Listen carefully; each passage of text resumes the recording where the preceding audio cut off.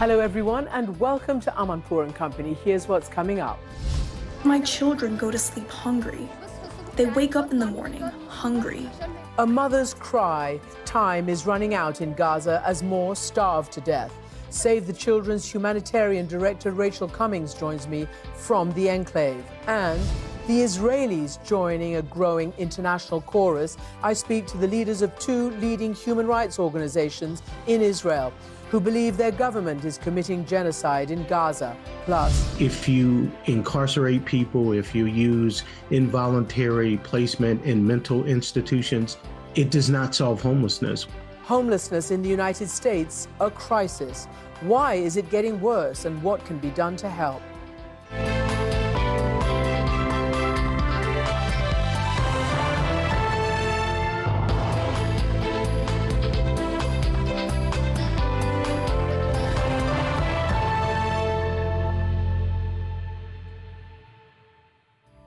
Amanpour and Company is made possible by the Anderson Family Endowment, Jim Atwood and Leslie Williams, Candace King Weir, the Sylvia A. and Simon B. Poita Programming Endowment to Fight Anti-Semitism, the Family Foundation of Layla and Mickey Strauss, Mark J. Bleschner, the Philemon M. D'Agostino Foundation, Seton J. Melvin, the Peter G. Peterson and Joan Gantz Cooney Fund, Charles Rosenblum, Koo and Patricia Ewan, committed to bridging cultural differences in our communities, Barbara Hope Zuckerberg, Jeffrey Katz and Beth Rogers, and by contributions to your PBS station from viewers like you. Thank you. Welcome to the program, everyone. I'm Christiane Amanpour in London. 89 children starved to death in Gaza, 7 people in just the past 24 hours. The limited airdrops and increase in aid trucks is not nearly enough to slow this disaster unfolding before the whole world. The EU is now warning that Gaza faces famine. Here is some of the text. The humanitarian situation has deteriorated to an unprecedented and unsustainable level, driven by ongoing bombardments, military operations, mass displacement, and the collapse of basic services. The rising tide of criticism on this issue hits a peak with President Donald Trump, who says starvation is happening there, even though Prime Minister Benjamin Netanyahu insists that it isn't. Here in the UK, the Prime Minister, Keir Starmer, has promised to recognize a Palestinian state unless Israel agrees to a ceasefire. This resumption of this full-scale war is now increasingly seen as a, quote, total failure, even by some within Israel. The images of starving children simply speak for themselves. My first guest, Rachel Cummings, is Save the Children's humanitarian director in the enclave, and she's joining me now from Deir al-Balah, which is in central Gaza. Rachel Cummings, welcome to the program. Let me ask you first about Deir al-Balah and what you're seeing there, because just last week we saw Israel send in its ground and air operations for the first time, certainly the first ground forces in more than 21 months of this war. What has that meant for the people you're trying to serve there? Thank you. The situation in Deir al-Balah across the whole of Gaza is catastrophic. And last week, as you said, there was a ground incursion into Deir al-Balah about 2 kilometres from where we are here, which displaced between 50 and 70,000 people. But of course, in Gaza, there is nowhere for people to go to. So it was a very significant movement in terms of population displacement, moving towards Khan Yunis, al-Mawasi along the coast, where there's literally nowhere for people to go. And remember, Gaza, there is 12% of the landmass left for civilians. The rest is either under militarized zone or evacuation notices. It's extraordinarily overcrowded. Okay. But the situation in Deir al-Balah remains untenable for the population here. The markets are empty.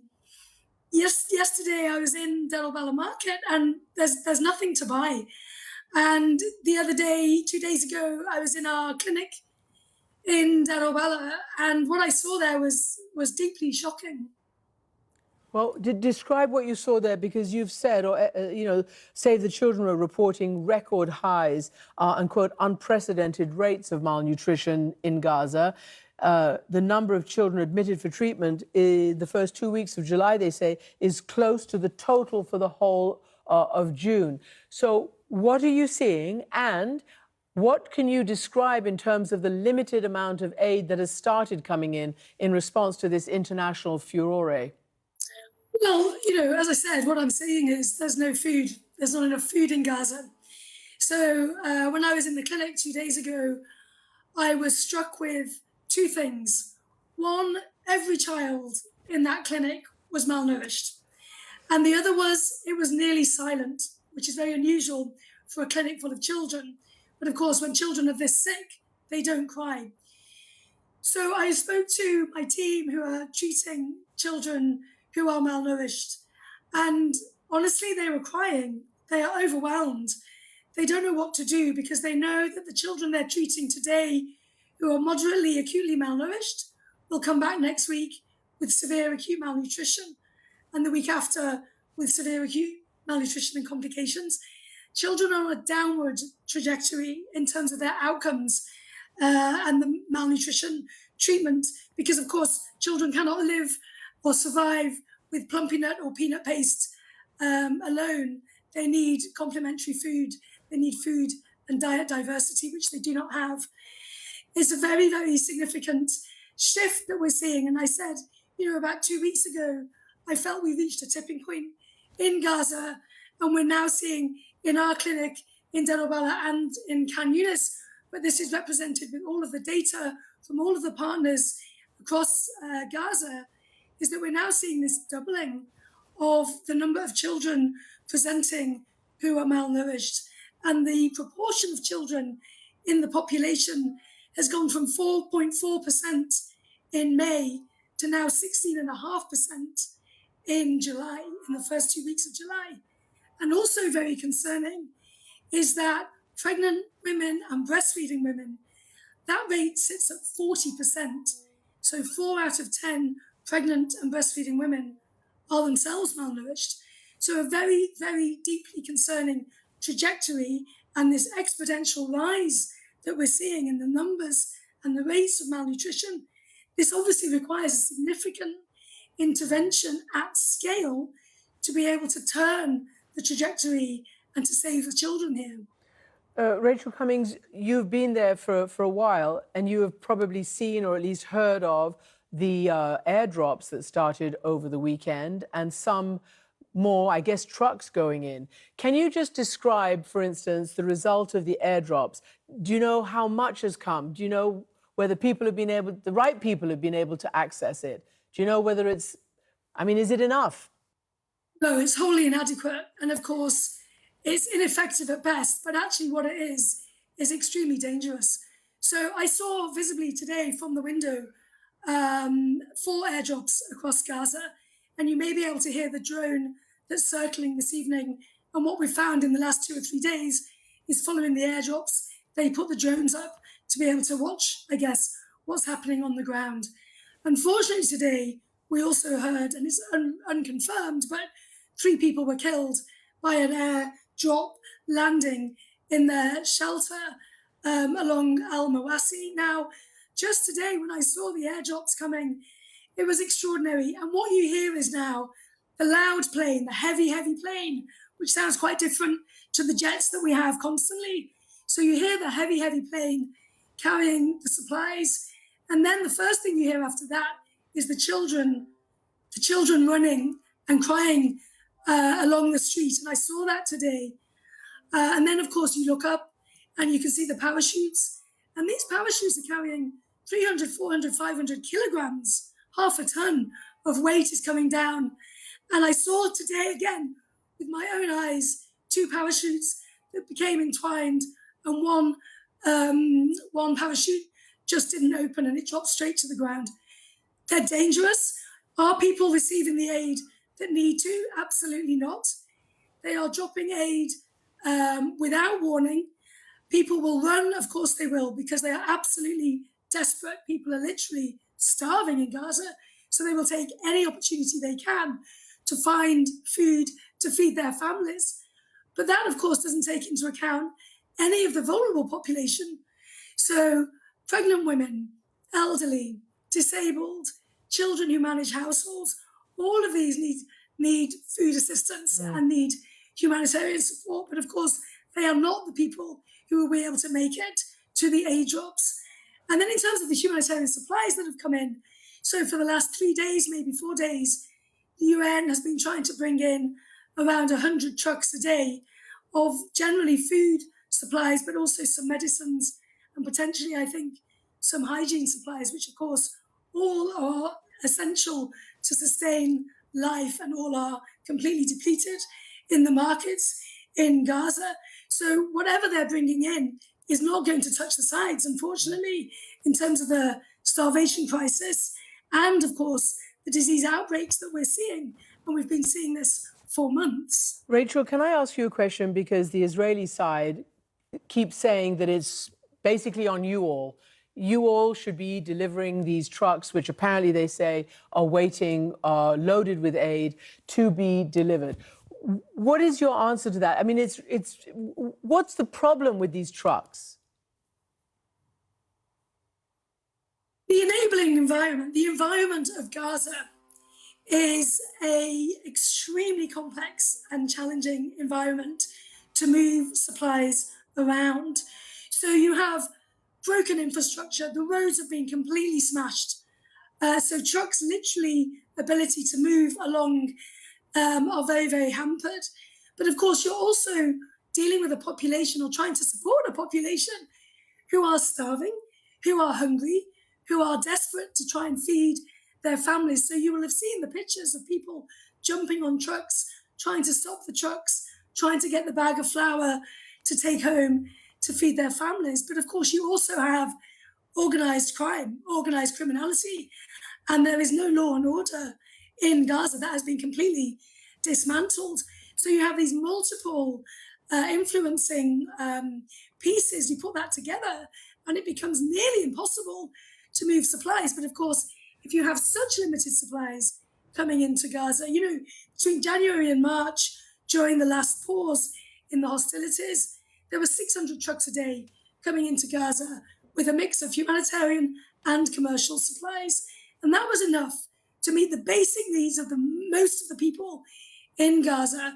Since the 2nd of March, there's been no humanitarian supplies entered Gaza until the trickle that started at the end of May. So what we have is a sustained siege of supplies coming into Gaza. Nothing's entered Gaza. So of course you have now, of course, we're seeing the result of that, which is increased rates of malnutrition, increased rates of diarrhea, and the desperation of people who just need to feed their families. Mm-hmm. And of course, all your UN agencies are warning that time is running out to mount a full-scale humanitarian response. Rachel Cummings, thank you. Thank you for being with us, and thank you for telling us what's going on inside, as we cannot get in to report this. Thank you very much indeed.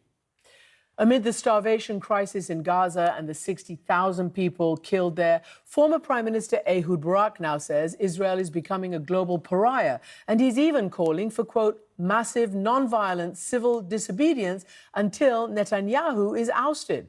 And now, in separate reports released simultaneously this week, 2 leading human rights organizations, B'Tselem and Physicians for Human Rights Israel, say the government is committing genocide in Gaza. The Israeli government has issued furious denials. Let's now bring in B'Tselem's executive director, Yuli Novak, along with Guy Shalev, the CEO of Physicians for Human Rights Israel, who both joined me from Tel Aviv. And it's important to say that this is the unprecedented. No other Israeli organization has taken this step, despite mounting use of this word and accusations of this crime against the current government. So let me ask you, Yuli Novak, first, because B'Tselem has been a leading human rights organization for decades in your country.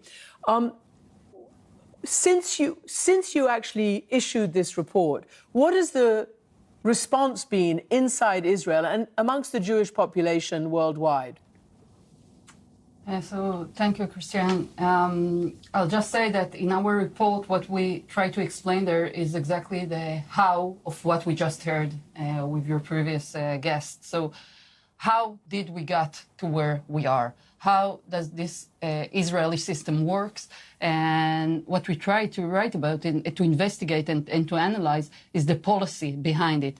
And that goes also to your question about how Israelis and Israeli society react to it, because this is part and parcel of the fact that genocide is being committed now by this regime. No genocide in history happened without the support, either by taking part or supporting it from afar, or just turning a blind eye of the people, of the group of the perpetrators.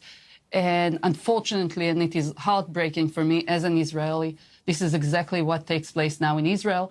You asked about the reaction to our reports. I would say that 99% of Israelis didn't hear about our report, because part of what the Israeli media is doing is completely deny Israeli public from knowing what's going on, first of all. And then there is the overall sentiment and something that became almost normal, the incitement for genocide. So I think, again, it is devastating as an Israeli, but it's a really good example for how disconnected a people that conduct genocide can be from what they actually do. Before I get into the details of your allegations in this long report, 79 pages, I want to also ask Guy Shalev from Physicians for Human Rights, the Israeli chapter. Israel is a nation that was born out of genocide, out of the Holocaust. This is an unprecedented internal Israeli accusation against the government of committing similar crimes now in Gaza. Again, what led you at this time to decide that it was right to use this word, this legal term, in terms of what's going on right now? What was the criteria for you? Right. So first of all, as Yuli said, we are doing it with a heavy heart because of our history, my personal family history and my people's history. It's not an easy moment to accuse my own society, my own communities in committing genocide. And for us, we are sticking to the international law, the definition, according to the Genocide Convention that Israel is signed on. And we're looking at the cumulative information that we are gathering from the ground for almost 2 years. We've been working every day in emergency mode for the past almost 2 years to collect the data, to speak with our colleagues in the Gazan healthcare system. And we're looking at the attack, the systematic attack on Gaza's healthcare system and all life-sustaining systems. And when we look at that together, attack after attack, hospital after hospital, blocking of water, blocking of food, destruction of infrastructure that's just needed for people to survive, that's when we get to the conclusion that a genocide is being committed, unfortunately. So your organization focuses a lot on the medical and the doctors and the hospitals that we have seen and we've reported. And so I understand yours is using that set of information. So you talk about the UN Convention, and indeed the crime of genocide was defined in 1948 by the United Nations as, quote, the intent to destroy in whole or in part a national, ethnical, racial or religious group as such. And Yuli, based on B'Tselem's examination, you reached the, quote, unequivocal conclusion that Israel is taking coordinated, deliberate action to destroy Palestinian society in the Gaza Strip. So, as you know, as well as I do, that the issue would be intent. Obviously, Israel denies any intent to do that and clearly consistently denies that it is targeting deliberately civilians and that it is going after Hamas. So what you must have built a case around intent, not just what you're observing. So is that correct? Am I correct?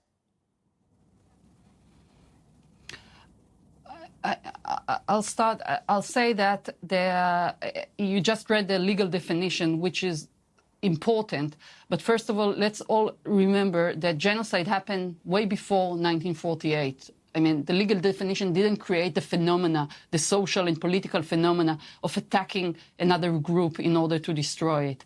And when we're doing this legal analysis, which is super important because perpetrators should be brought to justice, that's not what help people on the ground today. And this cannot be only a theoretical discussion. So let's talk about intent as we see it, as people who have eyes and ears and mind to think.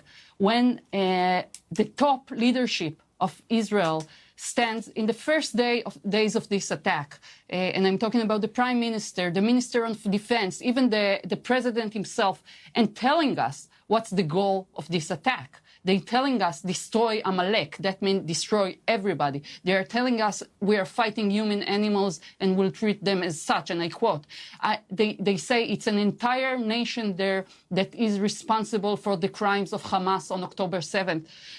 So when you hear that, and then you look on the results and the outcomes, which we just heard about, and you listen to the commanders and the soldiers on the ground, and take all this into account, together with the fact that even if they didn't know it before, which I have a really hard time to believe, once they saw the outcome of their statements, they for sure understand what it means to send a whole army to attack civilians in another area and instructing them to destroy this whole population, telling them that there are no civilian people there. And that exactly comes back to the intention of genocide. Because, again, genocide is about attacking people who are being attacked only because they are part of a group, not because what they did personally, not because what they think or who they are. And the second thing, that they have no way to protect themselves. So I'll just say, Israel talking about a war with Hamas, but what we are talking about here is genocide. It's a war that Israel started and attacking the entire population of the Gaza Strip. And that was very clear from their statements from the first day and until today. Can I ask you here, because I'm going to go through some of these quotes that you've just talked about and that we all heard, and that led a lot in the international community to criticize Israeli leaders for making these comments at the beginning and still. But you said Israel started this. They will say, no, we didn't. Hamas started this on October 7th. So I want to ask you both whether you are prepared to also say that Hamas showed genocidal intent and committed a genocide if they could have done more, what they did by targeting an ethnical, religious, national group on October 7th. Let me just ask you, Guy, I don't know whether you've thought about this, but it's a question that other lawyers are asking. I think, first of all, analyzing what Hamas has done in October 7 is something that is very important. Also looking at the crimes done by Hamas, war crimes, crimes against humanity, during this attack is something that is very important to do. But it's always important to remember that according to international law, according to international humanitarian law, there is no connection between what one party does to what the other party does. And whatever crimes Hamas have done, and they have done that, the crimes, very horrible crimes in October 7, it doesn't excuse or it doesn't justify any crimes done afterwards by Israel in their attack. And I want to address also the question of intent, if I may. The Genocide Convention addresses not only mass killings, bodily harm, but Article 2C of the Convention deals with the systematic infrastructure attack on a people in order to destroy that people. And this is the article that we are focusing in our report on, the attack on healthcare and health-sustaining infrastructure. And when you look at the attack on healthcare, you see pattern of conduct. You see an attack after attack. Already in October 13, just 5 days after the attack started, Israel issued 22 evacuation orders for 22 hospitals in the entire area of the Gaza City and the northern part of the Strip. More than 1 million civilians were in that area at that time. How are they going? They will be able to survive if all of their hospitals are evacuated? What happens to the patients? What happens to the staff members?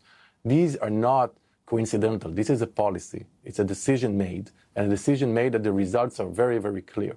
And when we look at these attacks, these policies, one after the other, for 22 months of destroying a hospital, killing more than 1,500 doctors and medical workers, detaining more than 300. These are policies that we unfortunately see the results now on the ground. Let me just ask you, Guy, because I have to. As you know, Israel says Hamas inhabits those hospitals underneath, gun positions, command centers. What do you say to that? Maybe I'll ask you back. Have you seen the evidence? I have not, because I haven't been there, and this no. is another huge problem, Guy. It's a huge problem. We, international journalists who are fully equipped to be able to see and analyze and report what's going on, and who've spent a whole career doing it, have not been allowed in there. I'm just asking you to respond to their response. And what the US says, and what the Brits say, and what the Europeans have said throughout. You know, it's their defense. No, what do you guys? So the fact is that the evidence that, so the evidence that they presented is very thin. Israel attacked 33 of the 36 medical facilities in Gaza. For each and every of these facilities, they claim that Hamas has a command center within the premises of these hospitals, apart from two. And later on, Israel took control of these entire facilities, wing by wing, department by department. They had full control over the entire premises of these institutions, but still did not present the evidence. Of course, we can assume that if Israel had the evidence of command centers in each and every of these hospitals, they would present it to the world, because, of course, they would want to show that they act according to these evidence. But unfortunately, there is no evidence, and the proportionality is another thing. You cannot destroy an entire system of healthcare, providing for more than 2 million people, with these very vague and general accusations. And we can see the result now. People are essentially wasting away. They can't get the medicine, they can't get the care, and they are starving. So, Yulia, I want to ask you, Yuli, some critics have said that using this particular legal term, which is a step above the general accusation of war crimes, which even some Israelis, such as your former Prime Minister Ehud Olmert, former Defense Secretary or Defense Minister Moshe Ya'alon, and others, use the word war crimes, but they haven't gone to the word genocide. But I want to ask you, what do you think the result will be? Will the government take your report and say, we're going to do something about this? Or will they go into a greater defensive crouch and, I don't know, fight back harder? What do you think? I guess, what's your ultimate goal? So our ultimate goal is to save lives and to protect human rights. And no, I don't think the Israeli government showed us any sign that they are about to do it. They don't care about what we say, about what you say, about what the international media say. They've proven us that. They are becoming more and more delusional. You just asked a guy about the medical system. They are also claiming that there is no starvation in Gaza, right? So I wouldn't count on them not to stop it by themselves, not to understand the depths of this disaster that they are bringing upon this land, not only because dozens of thousands of people are got killed and starved and getting killed, but because what they are doing is taking out the most basic sense and rules and norms of humanity out of this space. And that is what genocide is about marking a group of people as non-humans, strip them from their humanity and their rights, and then you can do whatever you can to them. And then, just to say, there is no justification for that. Israel can say whatever they want and use whatever excuse, whether it is Hamas, whether it is October 7 or whatever. And October 7 was real. For all of us, it was probably the scariest days of most Israelis I know, including me. But that doesn't allow you to start a war against an entire people in order to destroy them and to eliminate them. So in that sense, no, I don't think Israel government will do anything. what I do hope for is that leaders of the world, which not for the first time see genocide live, know exactly what happened, very much aware, we are all very much aware of what takes place on the ground. And I agree with you, once journalists will go in, probably we'll see reality that is much worse than anything we know. But it's not the first time that leaders of the world allow a regime to attack people in that way, to conduct genocide, and they are either standing by and let it happen, or keep cooperating with it and enabling this horror to take place. So in that sense, I think it's not only an issue of the victims, the Palestinians or the Israelis as the perpetrators. Genocide is an issue that every human being should be concerned about and stand against. And people of the world need to demand from their leaders to do whatever they can in order to stop the Israeli government from keep doing that. Can I ask you both, because part of the 79, part of the big report that you've put out, I know there's separate reports, but nonetheless, you've used, and you mentioned it earlier on in this interview, several quotes from Israeli leaders. You quoted Prime Minister Netanyahu about Amalek, which I know goes back to a biblical and historical fight back after an attack.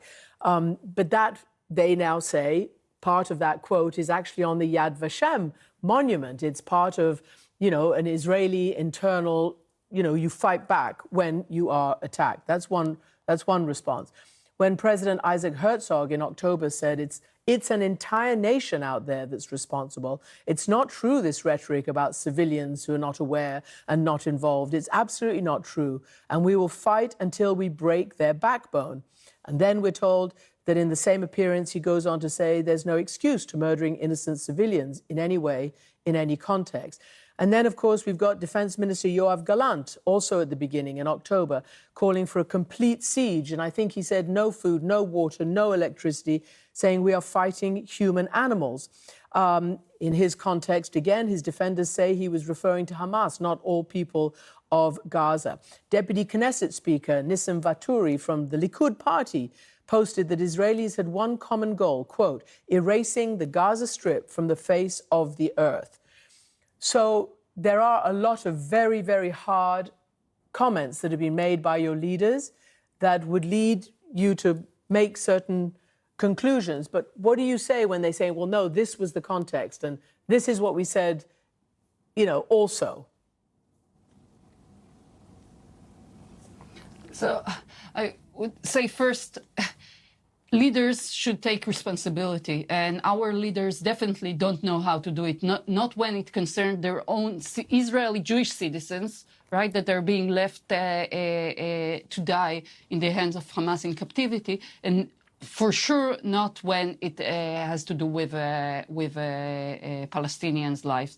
And, I'm sorry, I can't accept it. I didn't mean that. Well, you are a prime minister, and if you realize that you did something that you said something that turned into a genocide, into a mass killing, into a mass destruction that goes on and on and on for almost 2 years now, you had enough opportunities to stop it. And, as we sit now here and talk, bulldozers and D9 are rushing through whatever left of Palestinian cities in Gaza in order just to ruin it, just to make sure, as Guy said before, that there will be no way to sustain life there. That's what the Israeli army is doing now,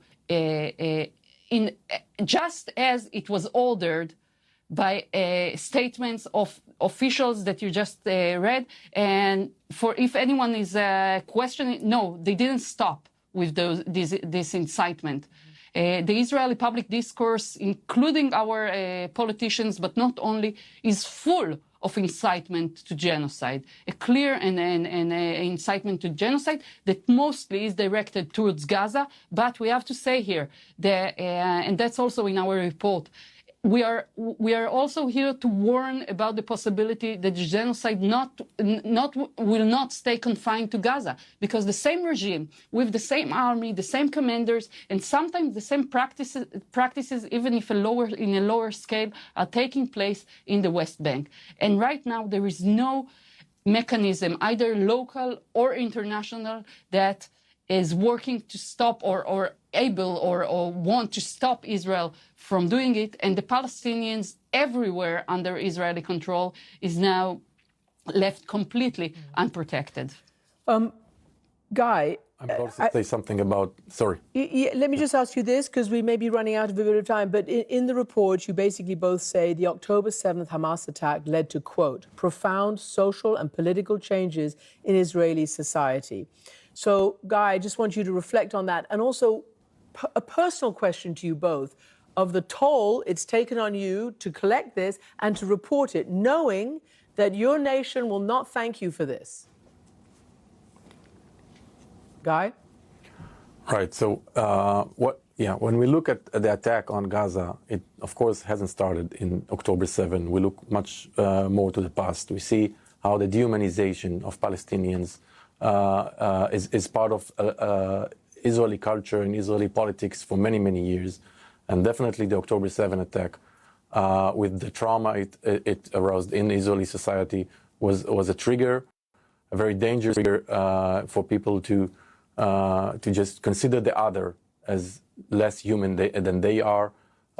It caused people to not want to engage, not want to get the information. That is what our two organizations are really struggling with. We are collecting the data, speaking in Hebrew with the people here, with our families, our communities. We want them to know. We want them to know what's going on, because denial is what allows these atrocities to continue. And we are hoping that by them reading, getting to know what's being done in their name, will get people here in Israel to rise up, demand the government to stop these attacks, and hopefully stop the genocide. Well, you know, I mean, Ehud Barak has asked for peaceful, non-violent mass resistance. Yulia, in the last 30 seconds that we have, how are you feeling after doing this? Are you afraid?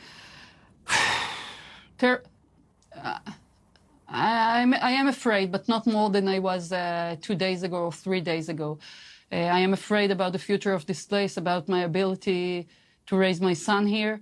What I do feel a bit better is the fact that we were able, in our organizations, Israelis and Palestinians, we have dozens of Palestinians from the West Bank, from Gaza, and from inside Israel, who work together with Jewish Israelis to try and make sense of what we see around, although this making sense is an horrific reality that we need to face, and to struggle together, opposing also the polarization and the imagination that this imaginative thing that or ethics that we cannot live together.